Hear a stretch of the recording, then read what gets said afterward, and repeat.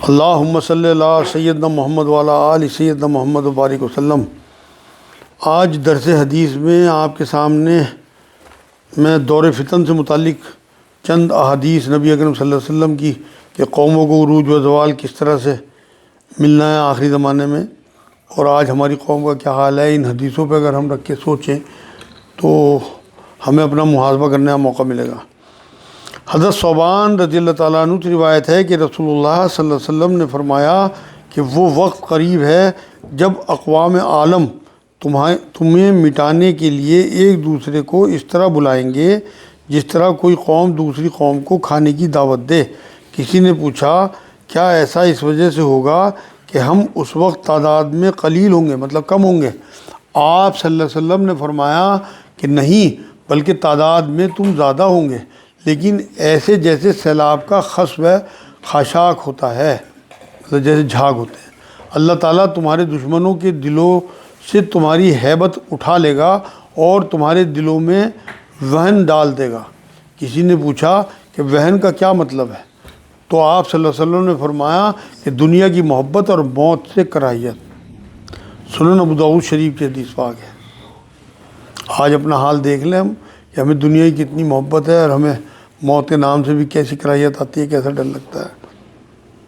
حضرت عمران بن حسین رضی اللہ تعالیٰ عنہ سے روایت ہے کہ رسول اللہ صلی اللہ علیہ وسلم نے فرمایا کہ میری امت کے بہترین لوگ میری قرن کے لوگ ہیں، مطلب میرے زمانے کے لوگ ہیں، پھر وہ لوگ بہترین ہیں جو اس کے متصل جانشین ہوں گے، مطلب اس کے بعد آنے والے، پھر وہ لوگ جو ان کے متصل آئیں گے، مطلب ان کے بعد جو آئیں گے، پھر ان 3 قرنوں کے بعد لوگوں کی ایسی جماعت پیدا ہوگی جو بغیر طلب و خواہش کے گواہی دے گی، اور ایسے لوگ ہوں گے جو خیانت کریں گے اور ان کی امانت اور دیانت پر بھروسہ نہ کیا جائے گا، اور ایسے لوگ ہوں گے جو نظر مانیں گے اور اپنی نظر پوری نہ کریں گے۔ ان میں موٹاپا اور فربہی پیدا ہوگی، اور بحوالہ روایت دیگر پھر ایسے لوگ ہوں گے جو بغیر قسم دلائے قسم کھائیں گے۔ صحیح بخاری صحیح مسلم کی حدیث پاک ہے، اور یہ سب چیزیں آج ہماری قوم میں امت میں دیکھی جا رہی ہیں۔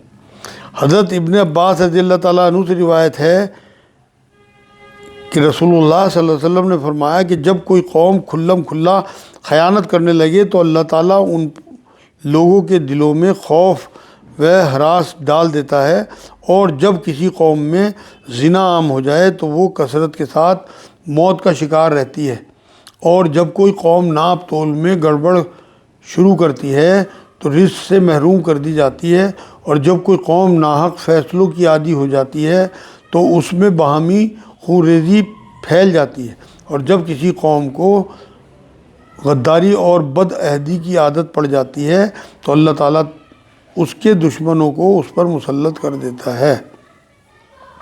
موطا امام مالک کی حدیث پاک ہے۔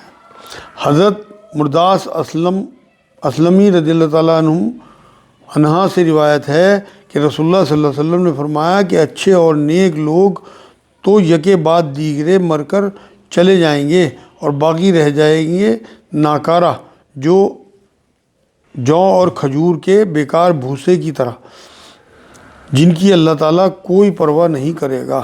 صحیح بخاری کی حدیث پاک ہے، اور آج ہمارا حال بالکل ان حدیثوں سے ملتا جلتا ہے۔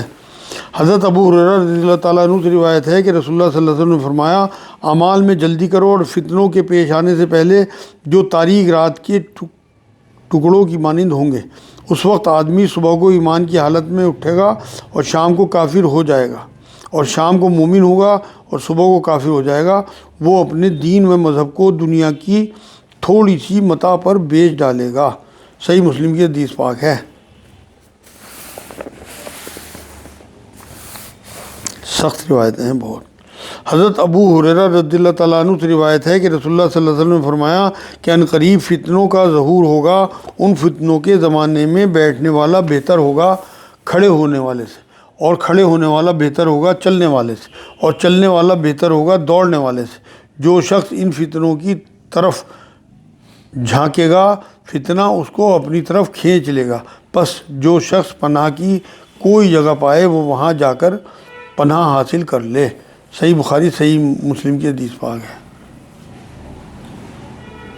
ایک بار نبی نے بات بھی فرمائی، بخاری کی حدیث پاک ہے کہ ایک دور ایسا آئے گا جس میں مذہبی رہنما یعنی کہ جو علماء ہوں گے زمین پہ بدترین خلائق ہوں گے، فتنہ انہی میں سے اٹھے گا اور انہی میں دفن ہوگا۔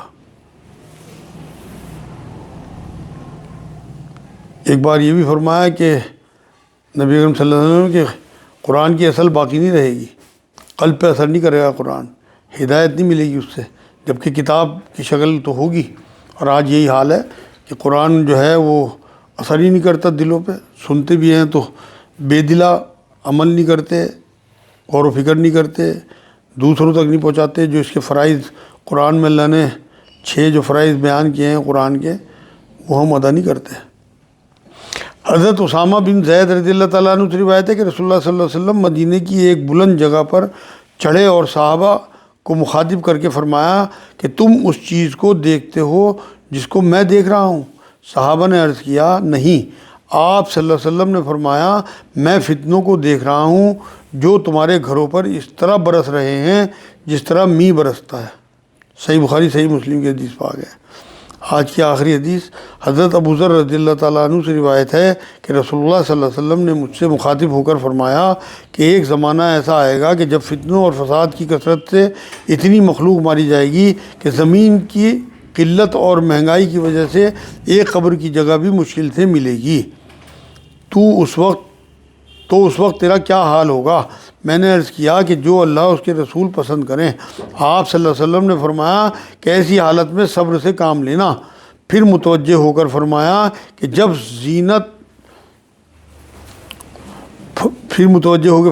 جب زیت مطلب کوئی جگہ کا نام ہے جو مدینہ قریب میں ہے، جب زیت کے پتھر خون میں تر ہو جائیں گے تو کیا کرے گا؟ میں نے عرض کیا کہ جو اللہ اور اس کے رسول پسند کریں۔ آپ صلی اللہ علیہ وسلم نے فرمایا کہ ایسی حالت میں اپنے گھر والوں اور قرابت داروں میں آ ملنا، مطلب اکٹھے ہو جانا سب خاندان والے۔ میں نے پوچھا ایسی صورت میں مدافعت اور جہاد نہ کروں؟ آپ صلی اللہ علیہ وسلم نے فرمایا کہ ایسی صورت میں تو بھی ان لوگوں کے ساتھ فتنہ و فساد میں شریک گنا جائے گا اگر تو اس چکر میں پڑا۔ میں نے پوچھا کہ پھر مجھے کیا حکم ہے؟ فرمایا کہ گوشہ گیر ہو جانا، مطلب اپنے گھروں کی طاقیں بن جانا۔ میں نے پھر پوچھا کہ اگر کوئی فسادی میرے گھر میں آ گھسے تو کیا کروں؟ فرمایا کہ اپنی تلوار کو میان میں کر لینا، مبادا وہ شخص تیرا اور اپنا گناہ لے کر لوٹے، یعنی مارا جائے وہ جو بھی فسادی آئے اور تو اس کا قاتل قرار پائے، حالانکہ تو نے اسے جو ہے اپنی جان بچانے کے لیے قتل کیا ہوگا۔ سنن ابو داؤد شریف کی حدیث پاک ہے۔ تو یہاں جو ہے یہ دور آج کا تو ایسے ہی لگ رہا کہ اگر ہم جہاد کی شکل سمجھ کے اگر لڑنے بھیڑنے چلے بھی جائیں تو اللہ کے رسول نے فرمایا کہ جہاد نہیں ہوگا۔ جہاد کی کال تو جو سربراہ ہوں گے، جو دین کے اس ٹائم اہل امر ہوں گے، ان کی طرف سے اگر کال آئے تب ہوگی جہاد۔ تو آج کل جو جہاد کو بدنام کیا جا رہا ہے اس کی وجہ بھی یہی ہے کہ خود لوگ اپنی طرف سے ہی جہاد جو ہے اسے سمجھ کے جو ہے کود پڑتے ہیں اور اپنی موت کو بلا لیتے ہیں۔ کیا پتہ اللہ انہیں شہید لکھے گا یا پھر انہیں گناہ گار لکھے گا، خودکشی میں نہ لکھ دے اللہ پاک۔ یہ سنن ابو داؤد شریف کی حدیث پاک تھی۔ ایک ایسی زمانوں کے لیے نبی اکرم صلی اللہ علیہ وسلم نے ایک بار یہ بات فرمائی کہ تم میرے صحابہ اگر دین کے 10ویں حصے کو بھی چھوڑو گے تو تم جنت میں نہ جا سکو گے، نجات نہیں ملے گی۔ اس کا مفہوم ہے حدیث کا۔ اور ایک زمانہ ایسا آئے گا کہ لوگ اگر دین کے 10ویں حصے پہ بھی عمل کریں گے تو وہ بخشے جائیں گے، انہیں نجات مل جائے گی۔ ابھی پتہ نہیں وہ زمانہ یہ ہے نہیں ہے، مگر نبی کی حدیث ہے، ہو سکتا ہے اور آگے زمانہ ایسا آنے والا ہو۔